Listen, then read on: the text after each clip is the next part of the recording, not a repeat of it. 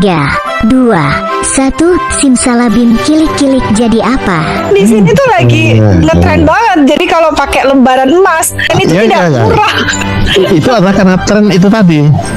Itu memang menunjukkan konsumsinya sudah makmur ya, sudah kelebihan itu.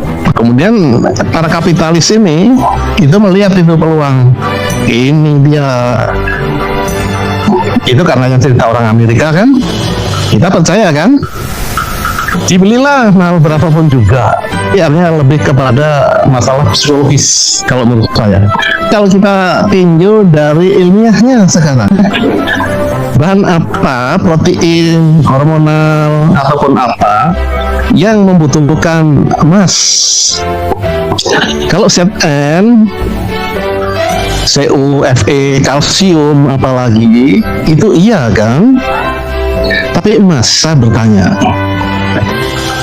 Nah, apalagi emas itu memang sifatnya stabil, tidak mudah itu ditangkap bereaksi untuk menjadi mengubah struktur protein ya, sehingga menjadi bagus, lebih sehat. Itu nggak ada teorinya. Saya yakin meskipun saya bukan orang biologi, boleh ditanyakan ke biologi, karena betapapun juga saya juga pernah belajar biologi kok logikanya. Karena itu kalau saya mengatakan lebih baik jangan ikuti kalau disuruh memakan emas. Itu aja kalau saya komentar saya. Ya kalau untuk keindahan ya di luar, untuk dilihat mata itu saya kira nggak masalah. Ya, biasanya yang mahal yang lebih laku. Saya sendiri memang mengakui tren yang ada itu sebenarnya adalah kopi dengan gula aren. Wah, itu Orang bilang pakai masker emas ini, wow, nanti bisa lebih kinclong, bisa ini segala macem gitu. Tadi Bu Asni mau nambahkan, Bu?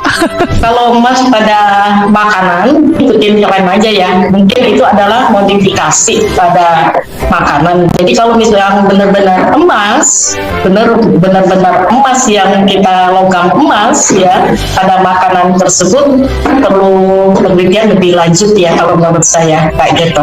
Kalau untuk kosmetik ini memang sudah ada yang buat, juga ada penelitiannya dari teman saya. Nah itu bisa juga tadi kata Kak Harjo kan secara psikologis ya.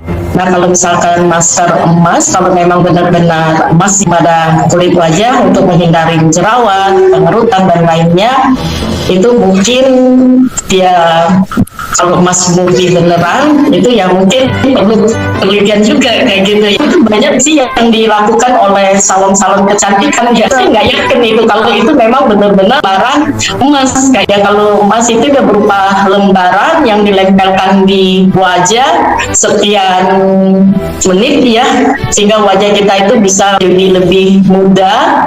Nah itu menurut saya sih hanya sugesti ya.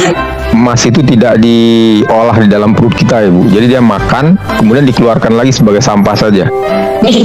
Harganya per gram kan cukup ya, lumayan mahal ya kalau emas murni ya. Kalau emas murni yang benar-benar kita makan, wah sayang sekali ya. Kalau diteruskan tuh kan sekarang kan Bu, emas kan banyak dipakai di peralatan elektronik kan, di komputer, di sirkuit-sirkuit itu kan. Kalau banyak bekasnya orang udah mulai mengumpulkan itu kemudian diolah lagi. Mungkin suatu saat kalau orang banyak makan emas ada bisnis juga, dia akan nambah emas dari setiteng. Langsung setitengnya penuhin emas semua. Ya kalau untuk alat instrumen ya pakai emas itu ya, karena emas itu kan tidak mudah teroksidasi ya, jadi untuk menstabilin ya kayak gitu ya Pak Efta ya. Di gigi juga ada orang yang menggunakan emas kan, ketika dia tertawa tersenyum kan celing kayak gitu ya.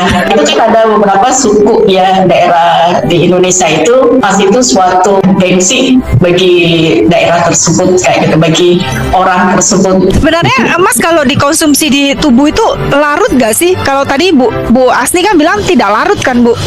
Iya, tidak larut dia. Karena dia hanya larut itu di dalam aqua regia atau air keras.